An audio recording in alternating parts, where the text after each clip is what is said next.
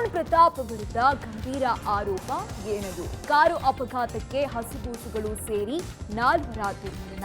ಶೋಕಿಗಾಗಿ ಸಾವಿನ ಮನೆಯಲ್ಲಿ ಕದಿತಾ ಇದ್ದವನ ಅಂದರ್ ಆಗಿದ್ ಹೇಗೆ? ಕೆಲಸ ಇಲ್ಲ ಅಂತ ಕೋಟಾ ನೋಟು ಮಾಡ್ತಿದ್ದ ಗ್ಯಾಂಗ್ ಅರೆಸ್ಟ್. ಎಲ್ಲದರ ಮಾಹಿತಿ ಕರ್ನಾಟಕ ಟಾಪ್ 20ಯಲ್ಲಿ. ಅಯೋಧ್ಯೆಯಲ್ಲಿ ಬಾಲರಾಮ ವಿರಾಜಮಾನನಾಗಿದ್ದಾನೆ. ಸಾರ್ವಜನಿಕ ದರ್ಶನ ಆರಂಭ ಆದ ದಿನದಿಂದ ಇಲ್ಲಿವರೆಗೂ ಲಕ್ಷಾಂತರ ಭಕ್ತರು ರಾಮಲಲ್ಲಾನ ದರ್ಶನ ಪಡೆದು ಪುನೀತರಾಗಿದ್ದಾರೆ. ನಿತ್ಯವೂ ಭಕ್ತ ಸಾಗರವೇ ಅಯೋಧ್ಯೆಗೆ ಹರಿದು ಬರ್ತಾ ಇದೆ. ಮೊದಲ ದಿನ ದರ್ಶನದ ವೇಳೆ ನೂಕು ನುಗ್ಗಲುಂಟಾಯಿತು. ಈ ಹಿನ್ನೆಲೆ ರಾಮ ಭಕ್ತರಿಗೆ ದರ್ಶನಕ್ಕೆ ಅನುಕೂಲ ಆಗಲಿ ಅಂತ ಉತ್ತಮ ವ್ಯವಸ್ಥೆ ಮಾಡಲಾಗಿದೆ. ಸರತಿ ಸಾಲಲ್ಲಿ ಭಕ್ತರನ್ನ ರಾಮ ಮಂದಿರಕ್ಕೆ ಬಿಡಲಾಗ್ತಾ ಇದೆ. ಈ ಹಿನ್ನೆಲೆ ಕೇವಲ 10 ನಿಮಿಷದಲ್ಲಿ ರಾಮನನ್ನ ಭಕ್ತರು ಕಣ್ತುಂಬ್ಕೋತಿದ್ದಾರೆ. ಅಲ್ಲದೆ ಯಾವುದೇ ಅಹಿತಕರ ಘಟನೆ ಆಗದಂತೆ ಭದ್ರತೆಯನ್ನ ಹೆಚ್ಚಿಸಲಾಗಿದೆ. ಭದ್ರತೆ ಹೆಚ್ಚಾದಂತೆ ರಾಮ ಮಂದಿರ ಸುತ್ತಮುತ್ತ ಸ್ವಚ್ಛತೆಗೂ ಕೂಡ ಆದ್ಯತೆ ಕೊಡಲಾಗಿದೆ. ಅಯೋಧ್ಯೆಯ ರಾಮ ಮಂದಿರದಲ್ಲಿ ಆಸೀನನಾಗಿರುವ ರಾಮನ ವಿಗ್ರಹ ಕೆತ್ತಿದ ದೈವಶಿಲ್ಪಿ ಪಬ್ಲಿಕ್ ಟಿವಿ ಜೊತೆಗೆ ಮಾತನಾಡಿದ್ದಾರೆ. ಪಬ್ಲಿಕ್ ಟಿವಿಯ ಮುಖ್ಯಸ್ಥರಾದ HR ರಂಗನಾಥ್ ಅವರ ಜೊತೆಗೆ ದೈವಶಿಲ್ಪಿ ಅರುಣ್ ಯೋಗಿರಾಜ್ ಅವರು ಮೊಟ್ಟಮೊದಲ ಸಂದರ್ಶನ ನಡೆಸಲಾಗಿದೆ. ಪ್ರಾಣ ಪ್ರತಿಷ್ಠಾಪನೆಯ ನಂತರ ನಡೆಸಿದ ಮೊಟ್ಟಮೊದಲ ಸಂದರ್ಶನ ಇದಾಗಿದ್ದು ಪ್ಯಾನ್ ಇಂಡಿಯಾ ಎಕ್ಸ್ಕ್ಲೂಸಿವ್ ಆಗಿದೆ. ಸಂದರ್ಶನದಲ್ಲಿ ತಮ್ಮ ವಿದ್ಯಾಭ್ಯಾಸ, ವೃತ್ತಿಜೀವನ, ವೈವಾಹಿಕ ಜೀವನ, ಶಿಲ್ಪಗಾರಿಕೆಯ ಬಗ್ಗೆ ಮನಬಿಚ್ಚಿ ಮಾತನಾಡಿದ್ದಾರೆ. 7 ತಿಂಗಳಿನಿಂದ ಹೊರ ಪ್ರಪಂಚದ ಸಂಪರ್ಕ ಇರಲಿಲ್ಲ. ಕಳೆದ ಏಪ್ರಿಲ್ನಲ್ಲಿ ಕರೆ ಬಂತು. ರಾತ್ರೋರಾತ್ರಿ ದೆಹಲಿಗೆ ಹೋಗಿದ್ದೆ. ಮೈಸೂರಿನ ಕೃಷ್ಣಶಿಲೆ ಆಸಿಡ್, ಗಾಳಿ, ಬೆಂಕಿ, ವೆದರ್, ವಾಟರ್ ಪ್ರೂಫ್ನಿಂದ ಕೂಡಿದೆ. ಪ್ರಧಾನಮಂತ್ರಿಗಳೇ ನನ್ನ ವಿಗ್ರಹವನ್ನು ಆಯ್ಕೆ ಮಾಡಿದ್ದು. ನನ್ನ ಮಗಳು ಬಾಲರಾಮನನ್ನು ನೋಡಿ ಚಿಕ್ಕ ಮಗು ಎಂದಿದ್ಲು. ಅಯೋಧ್ಯೆಯಲ್ಲಿ ರಾಮನ ವಿಗ್ರಹ ಸ್ಥಾಪನೆಯಿಂದ ಇತಿಹಾಸ ಸೃಷ್ಟಿಯಾಗಿದೆ ಅಂತ ಹೇಳಿದ್ದಾರೆ. ನಾನು ನಿಜವಾಗ್ಲೂ ಹೇಳ್ಬೇಕು, ಸೆಲೆಕ್ಟ್ ಆದಾಗ ಸೆಲೆಬ್ರೇಟ್ ಮಾಡಿಲ್ಲ. ಯಾಕಂದರೆ ನೆಕ್ಸ್ಟ್ ಅಂದ್ಕೊಂಡಿದ್ದು ಜವಾಬ್ದಾರಿನ ಒಳಗೆ ಕೂರಿಸೋ ತನಕ ಜವಾಬ್ದಾರಿ ಇದೆ. ಈಗಲೇ ಸೆಲೆಬ್ರೇಟ್ ಮಾಡೋದು ತುಂಬ ಅರ್ಲಿ ಆಗುತ್ತೆ ಅಂತ ಅಂದ್ಕೊಂಡೆ. ಕೂತ ಮೇಲೆ ಅನ್ನಿಸ್ತು, ಇಲ್ಲ ಇಷ್ಟಕ್ಕೆ ನನ್ನ ಜವಾಬ್ದಾರಿ ಮುಗಿಲ್ಲ, ದೇಶ ಜನತೆಗೆ ಇಷ್ಟ ಆಗಬೇಕು, ಆಮೇಲೆ ಸೆಲೆಬ್ರೇಟ್ ಮಾಡಬೇಕು. ಸರ್ ಇವತ್ತು ನಿನ್ನೆಯಿಂದಲೇ ನಾನು ಒಂದು ಚೂರು ಖುಷಿಯಾಗಿ ರಿಲ್ಯಾಕ್ಸ್ ಆಗಿರೋದು. ಟೆನ್ಷನ್ ಅಂದರೆ ನಾನು ಈಗ ಇಷ್ಟು ಎಕ್ಸ್ಪೆಕ್ಟೇಷನ್. ದೊಡ್ಡ ಜನ ಯಾರು ಮಾತಾಡ್ಸಿದ್ರ ಸರ್? ಬಂದವರೆಲ್ಲರೂ ಹೇಳ್ತಾ ಇರೋದು ಒಂದೇ, ನೋಡಿದ್ರೆ ಕಣ್ಣಲ್ಲಿ ನೀರು ಬರುತ್ತೆ, ನಾವು ಇದಕ್ಕಿಂತ ಇನ್ನೇನು ಎಕ್ಸ್ಪೆಕ್ಟ್ ಮಾಡೋಕ್ಕಾಗಲ್ಲ ಅನ್ನೋ ಒಂದು ಮಾತು ಮಾತ್ರ ನನಗೆ ಎಲ್ಲ ಕಡೆ ಕೇಳಿಸ್ತಾ ಇದೆ ಸರ್. ಅದಷ್ಟೇ, ನನಗೆ ಅದೊಂದೇ ಖುಷಿ. ನನಗೆ ನನ್ನ ಸೆಲೆಕ್ಟ್ ಆಗ್ತದೆ ಅನ್ನೋದು ಖುಷಿಗಿಂತ ಜನಕ್ಕೆ ಇಷ್ಟ ಆಗ್ತದೆ ಅನ್ನೋ ಖುಷಿ ಜಾಸ್ತಿ ನನಗೆ. ಅದೇ ಅಲ್ಟಿಮೇಟ್. ಹೌದು, ನಾನು ಹೋಗ್ಬಿಟ್ರೆ ಪ್ರಯೋಜನ ಏನು? ನಾನು ಇವನ್ನೆಲ್ಲೋ ಅಯೋಧ್ಯೆಯಲ್ಲಿ ಶ್ರೀರಾಮನ ದರ್ಶನಕ್ಕೆ ಭಕ್ತ ಸಾಗರವೇ ಹರಿದು ಬರ್ತಾ ಇದೆ.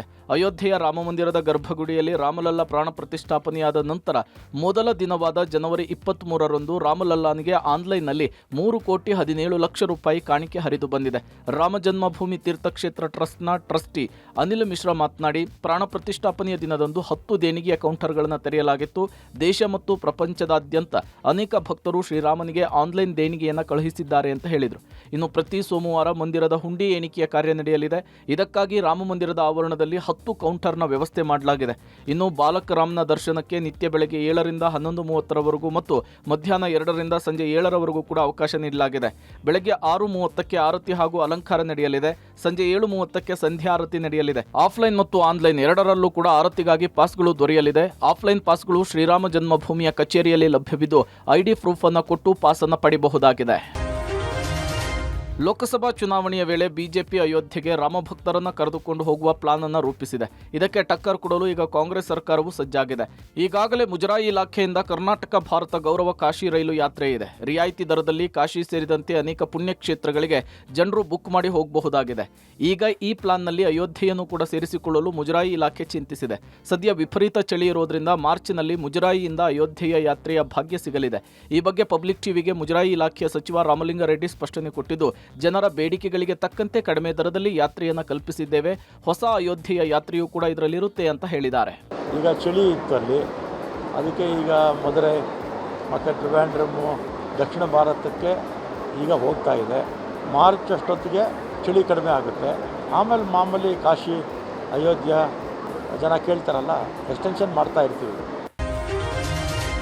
ಬಿಟ್ಕಾಯಿನ್ ಅಕ್ರಮ ಪ್ರಕರಣಕ್ಕೆ ಸಂಬಂಧಪಟ್ಟಂತೆ SIT ಅಧಿಕಾರಿಗಳು 2ರನ್ನ ಬಂಧಿಸಿದ್ದಾರೆ. ಸಾಕ್ಷ್ಯನಾಶ ಮಾಡಿದ ಹಿನ್ನೆಲೆಯಲ್ಲಿ ಇನ್ಸ್ಪೆಕ್ಟರ್ ಪ್ರಶಾಂತ್ ಬಾಬು ಮತ್ತು ಸಂತೋಷ್ನನ್ನ SIT ಅಧಿಕಾರಿಗಳು ಬಂಧಿಸಿದ್ದಾರೆ. ಪ್ರಕರಣಕ್ಕೆ ಸಂಬಂಧಪಟ್ಟಂತೆ SIT ಅಧಿಕಾರಿಗಳು 5ರನ್ನ ವಶಕ್ಕೆ ಪಡೆದಿದ್ದರು. ಈ ಹಿಂದೆ ಪ್ರಕರಣಕ್ಕೆ ಸಂಬಂಧಪಟ್ಟಂತೆ CCB ಪೊಲೀಸರು ಶ್ರೀಕಿಯನ್ನ 90 ದಿನ ಪೊಲೀಸ್ ಕಸ್ಟಡಿಯಲ್ಲಿ ಇರಿಸಿಕೊಂಡಿದ್ದರು. CCB ಬಂಧನದಲ್ಲಿ ಇದ್ದಾಗ ಬಿಟ್ಕಾಯಿನ್ ಅಕ್ರಮ ಆಗಿರೋದು ಪತ್ತೆಯಾಗಿದೆ. ಅಕ್ರಮ ಸಾಬೀತಾದ ಹಿನ್ನೆಲೆಯಲ್ಲಿ ಬಂಧಿಸಲಾಗಿದೆ. ಇನ್ನು ಬಂಧಿತ ಆರೋಪಿಗಳಾದ ಇನ್ಸ್ಪೆಕ್ಟರ್ ಪ್ರಶಾಂತ್ ಬಾಬು ಹಾಗೂ ಸಂತೋಷ್ರನ್ನ 1ನೇ ACMM ನ್ಯಾಯಾಲಯಕ್ಕೆ ಹಾಜರುಪಡಿಸಲಾಯಿತು. ಜನವರಿ 31ರಿಂದ 6 ದಿನಗಳ ಕಾಲ ಸಿಐಡಿಯ ಎಸ್ಐಟಿ ಕಸ್ಟಡಿಗೆ ನೀಡಿ ಕೋರ್ಟ್ ಆದೇಶಿಸಿದೆ. ಇನ್ನು ಪ್ರಕರಣ ಸಂಬಂಧ 3 ಡಿವೈಎಸ್ಪಿಗಳನ್ನು ಎಸ್ಐಟಿ ಅಧಿಕಾರಿಗಳು ವಿಚಾರಣೆಗೆ ಕರೆದಿದ್ದಾರೆ. ಕಾಡುಬೀಸನಹಳ್ಳಿಯಲ್ಲಿ ಕರ್ನಾಟಕ ರಾಜ್ಯ ಕೈಗಾರಿಕೋದ್ಯಮ ಪ್ರದೇಶ ಅಭಿವೃದ್ಧಿ ಮಂಡಳಿಗೆ ಸೇರಿದ ಒತ್ತುವರಿ ಜಾಗವನ್ನು ತೆರವು ಮಾಡಲಾಯಿತು. ಏಕಾಏಕಿ ತೆರವು ಮಾಡಿದ್ದಕ್ಕೆ ಸ್ಥಳೀಯರು ಆಕ್ರೋಶ ಹೊರಹಾಕಿದರು. ಕೆಐಎಡಿಬಿ ಅವರು ರೌಡಿಗಳನ್ನು ಕರೆತಂದು ತೆರವು ಕಾರ್ಯಾಚರಣೆ ಮಾಡ್ತಾ ಇದ್ದಾರೆ, ನ್ಯಾಯಾಲಯದಿಂದ ಯಾವುದೇ ಆದೇಶ ಇಲ್ಲದಿದ್ದರೂ ತೆರವು ಮಾಡ್ತಾ ಇದ್ದಾರೆ ಅಂತ ವಾಗ್ವಾದ ನಡೆಸಿದರು. ಇನ್ನು ಮನೆ ಕೆಡವಬೇಡಿ, ವಿಷ ಕುಡಿಯುತ್ತೇನೆ ಅಂತ ಮಹಿಳೆ ಕಣ್ಣೀರಿಟ್ಟರು. ತೆರವು ಕಾರ್ಯಕ್ಕೆ ಅಡ್ಡಿ ಮಾಡಿದವರನ್ನ ಪೊಲೀಸರು ವಶಕ್ಕೆ ಪಡೆದುಕೊಂಡರು. 100ಕ್ಕೂ ಹೆಚ್ಚು ಮನೆಗಳನ್ನು ಕೆಐಎಡಿಬಿ ನೆಲಕ್ಕುರುಳಿಸಿತು. ಅಧಿಕಾರಿಗಳು ಗೂಂಡಾಗಿರಿ ಮಾಡ್ತಾ ಇದ್ದಾರೆ ಅಂತ ಸ್ಥಳೀಯರು ಕೋರ್ಟ್ ಮೆಟ್ಟಿಲೇರಿದ್ದಾರೆ. ನನ್ನ ಗಂಡ ಇಲ್ಲ, ಗಂಡು ಮಕ್ಕಳಿಲ್ಲ, ಇಬ್ಬರು ಹೆಣ್ಣು ಮಕ್ಕಳು. ನಾನು ಎಲ್ಲಿರ್ಬೇಕು? ಯಾವ ಪುಟ್ಟ ಮಾತ್ ಮೇಲೆ ಇರ್ಬೇಕು?